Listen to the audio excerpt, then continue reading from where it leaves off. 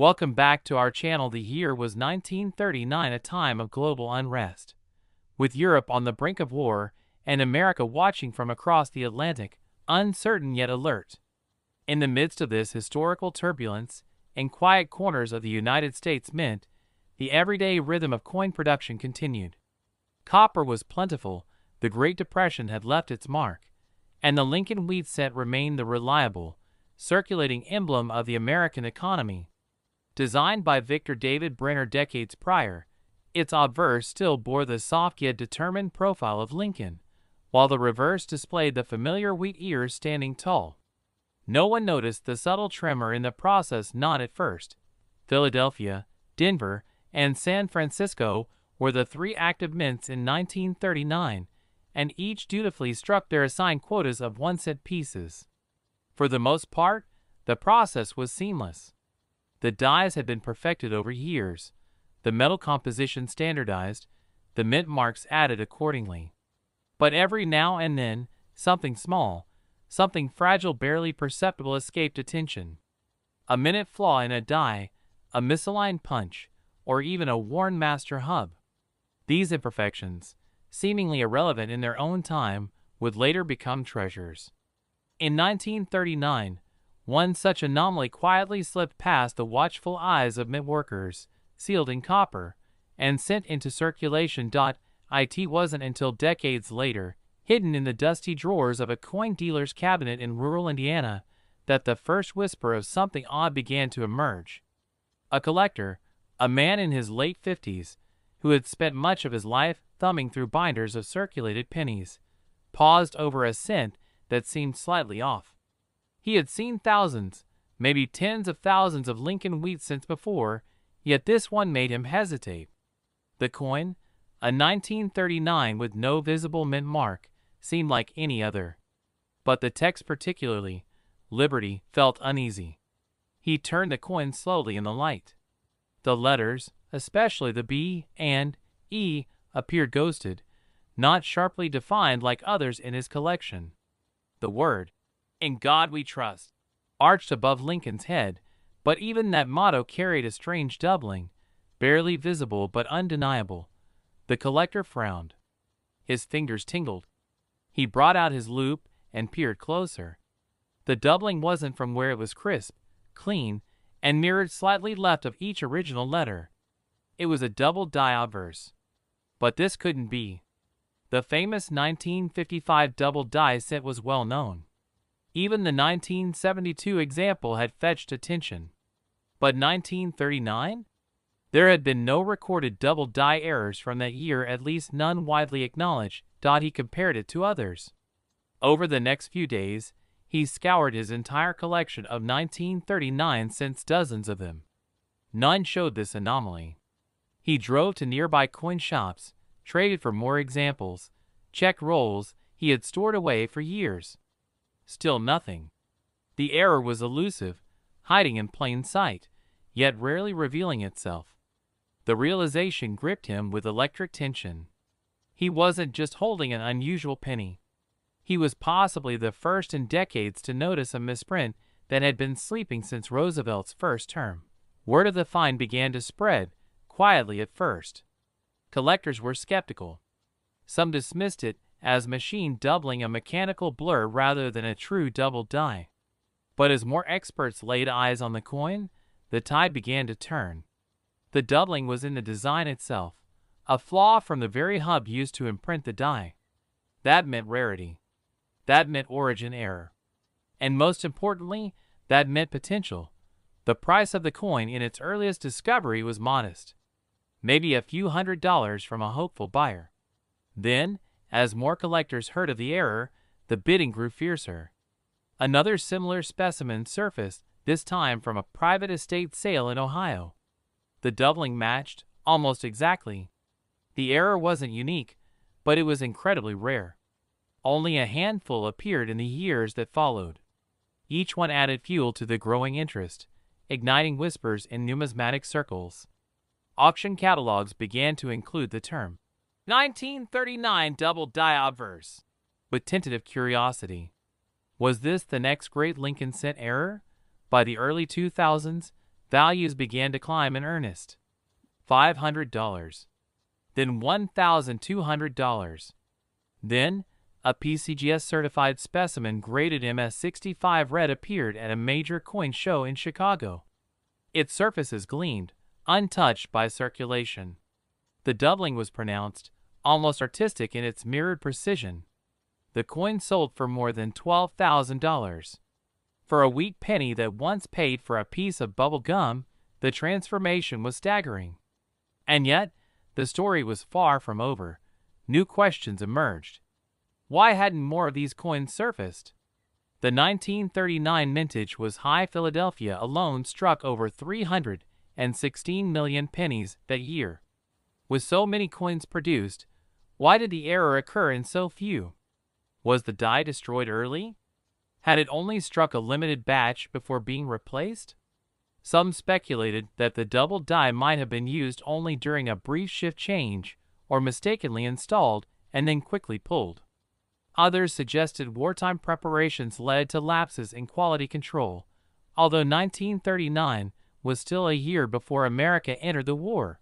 And then came the twist. A numismatist working through archival mint records uncovered something unusual. An internal memo dated November 1938, referencing concerns about a master hub used for preparing dies for the following year. The hub, reportedly worn and exhibiting slight duplication issues, had been flagged for replacement. But records showed no confirmation that it had been destroyed or pulled from service. The implication was subtle but explosive.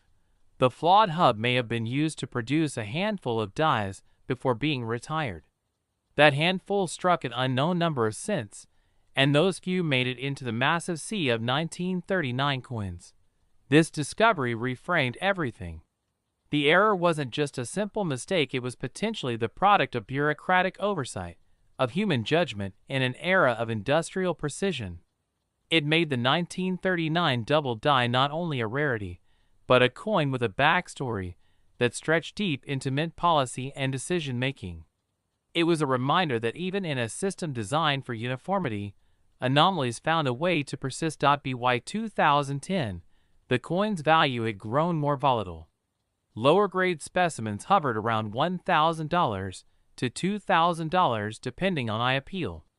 Mid-grade uncirculated pieces might fetch $4,000 to $7,000.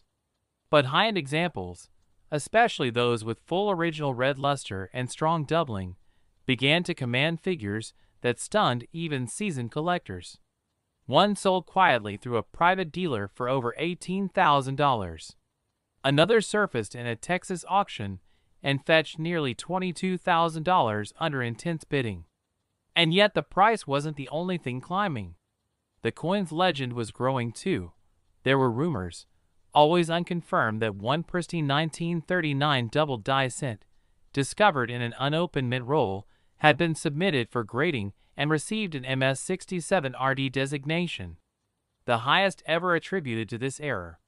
The owner, reportedly a young collector who inherited the roll from a grandfather's attic, was said to have turned down an offer of $40,000. No one knew for certain if the story was true, but in the world of rare coins, truth often hides in the same shadows where errors are born. The physical characteristics of the error remained a subject of fascination. The doubling, cleanest on the word, liberty, and portions of the motto, was subtle enough to escape casual notice, but dramatic under magnification. It gave the coin a slightly surreal quality, as if the words were being whispered twice, echoing across the decades. In some specimens, even Lincoln's, I showed signs of duplication, a quiet doubling that seemed to watch both past and future. Perhaps most curious of all was the emergence of an unexpected variant. In 2023, a collector examining a known double die penny noticed something that had not been cataloged before: a minute die chip forming at the corner of Lincoln's collar. This chip, barely the size of a needlepoint, created what looked like a raised dot, an imperfection distinct from the known error. When experts compared this specimen to others, they realized it came from the same die as the classic double die, but struck just before the die was retired due to degradation. That meant an even narrower window of minting. The coin was nicknamed the Final Whisper among collectors, a poetic nod to the last breath of a flawed die nearing its end. Today, the 1939 double-die wheat penny sits in a strange space in the numismatic world. It is rare, but not mythic. It is valuable, yet still occasionally found in overlooked collections. Its origin is known, yet shrouded in enough uncertainty to leave room for theories.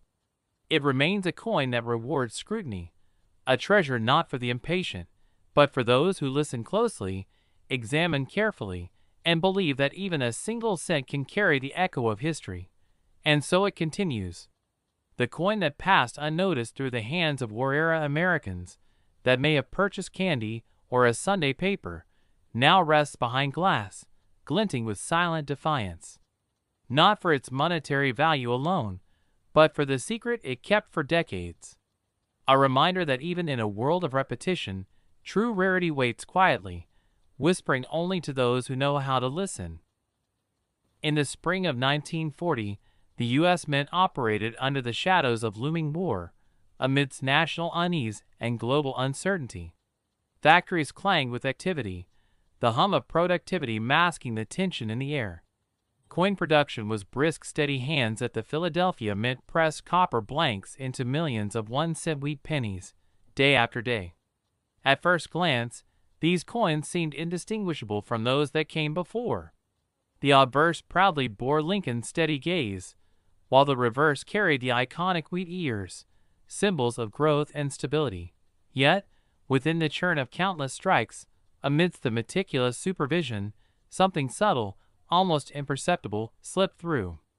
A single deviation, an error so delicately embedded it went unnoticed by the scrutinizing eyes of mint workers. The machines didn't falter dramatically. There was no loud clank, no snapped press. Just a minor inconsistency, a whisper of difference, embedded in the alloy of copper and zinc that would take decades to find its voice.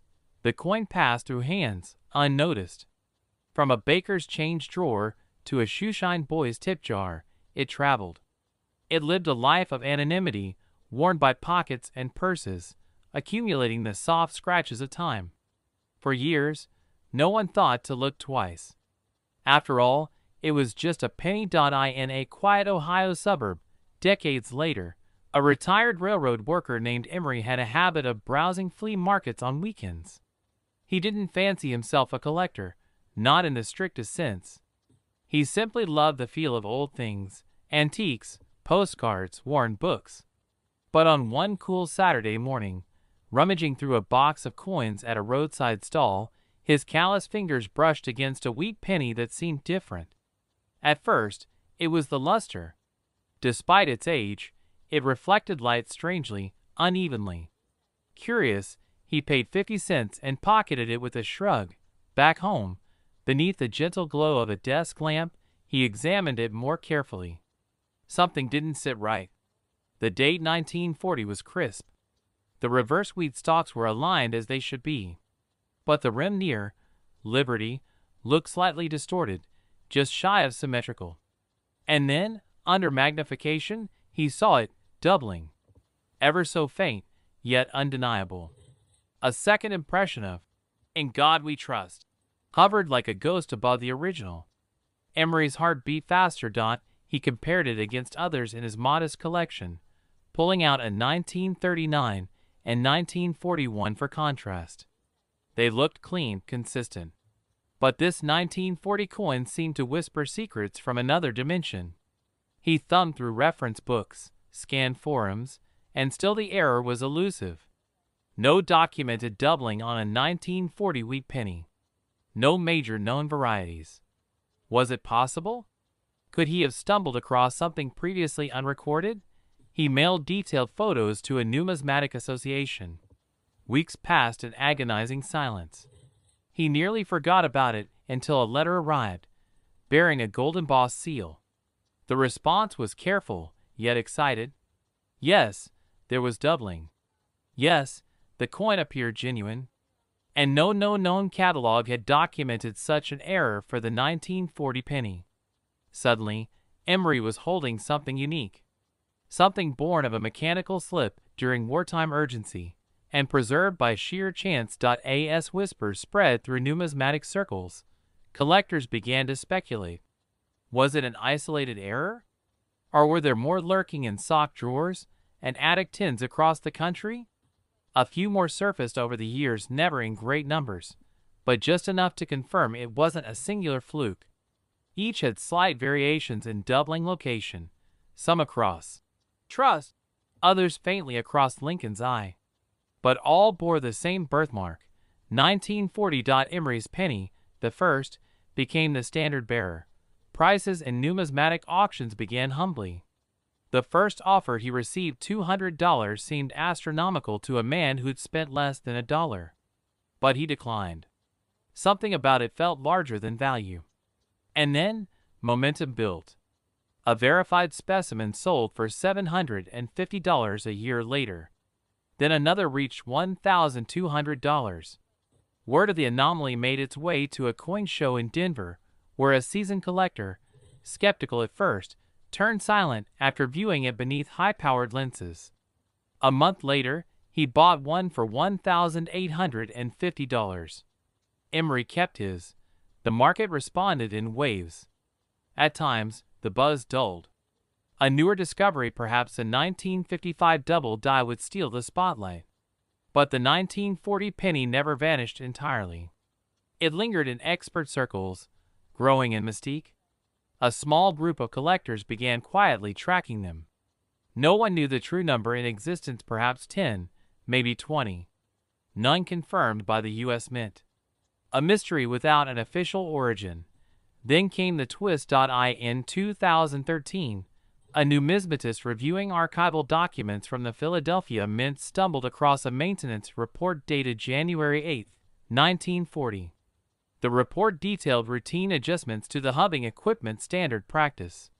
But scribbled in the margin was a technician's note. Replace Type 1 hub prematurely, slight offset before correction.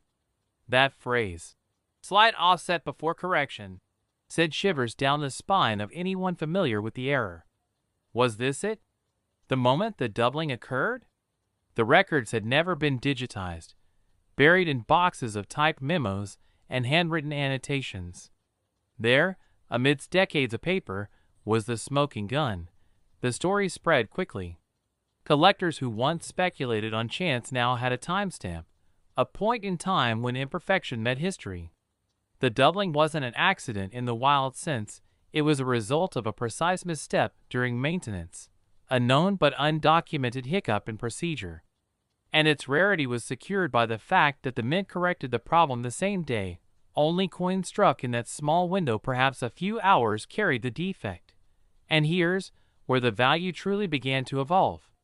The next specimen to hit auction, authenticated with the new context, sold for $4,900. A private sale a year later reportedly crossed the $7,000 mark. The value wasn't just in the error, it was in the story, the documented human oversight in a machine-driven world.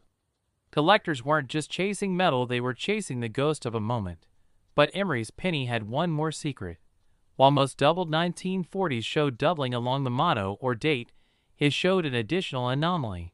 A slight die crack running from the rim through Lincoln's collar. At first, this was dismissed as common wear, but a metallurgical analysis revealed it had been present during minting, not caused by circulation, but by die stress.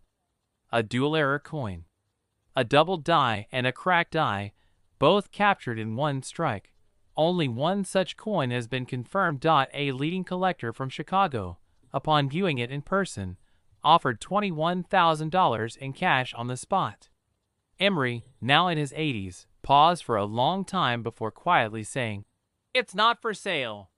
He never explained why. Perhaps it was sentiment. Perhaps it was legacy. By now, the 1940 wheat penny error had transcended its humble value. Entire threads on collector forums debated the exact number in existence, the nature of the hub replacement, and whether other similar misalignments might have occurred that day.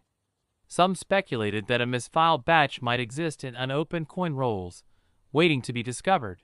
And every time a 1940 wheat penny passed through an estate sale or surfaced in an old mason jar, Hopeful eyes turned to it, looking for the telltale signs. Doubling. Die cracks. Anything to connect them to the whisper of history embedded in a handful of coins. It wasn't the most dramatic error in U.S. minting history. It didn't feature inverted dates or missing designs. But it was elegant in its quiet defiance. A soft echo of imperfection amidst a year defined by discipline and control. A relic that reminded everyone that even in factories of precision, human moments left their mark. And as the years continued, the story of Emery's penny grew not because of headlines, but because of the silence it commanded. It sat in a velvet-lined box, untouched, as offers mounted. Collectors speculated its true worth. Some whispered $30,000, others more. But the truth wasn't in the price. It was in the thrill of possibility, the idea that tucked within any roll of wheat pennies, one might hold a coin that defied expectation, resisted classification, and captured time itself. And so, the legend of the 1940 U.S. 1-cent wheat penny era continues to grow, not loudly, but like the coin itself, subtly, mysteriously, and forever etched in copper.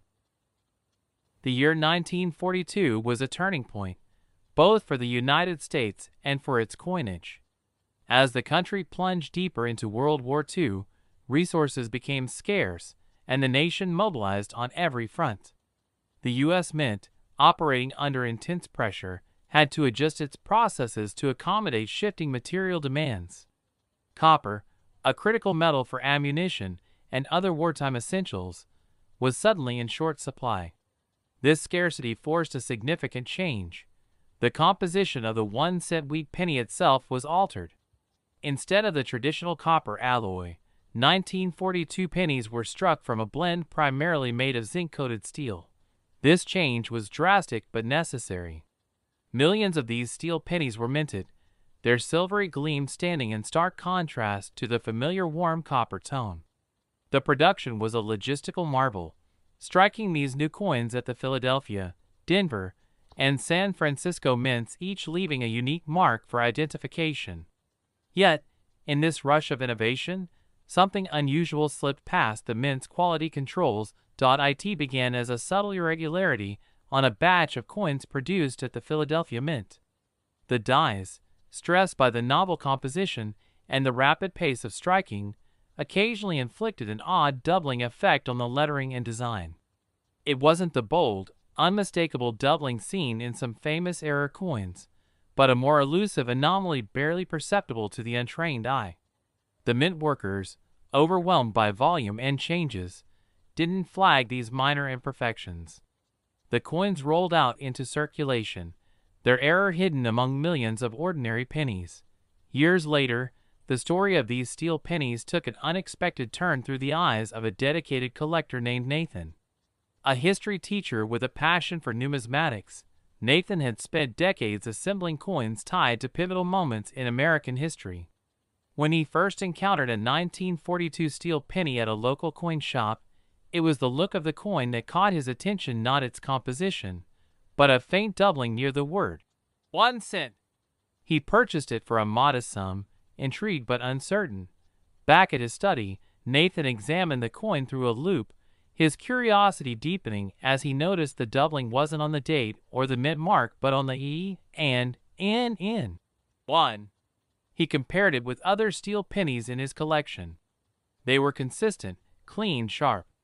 This one, however, seemed to whisper a secret, hinting at a story from the mint's frenetic wartime days. He dove into research, scouring numismatic references and online forums. The 1942 steel penny was well documented, but this subtle doubling? Rarely mentioned.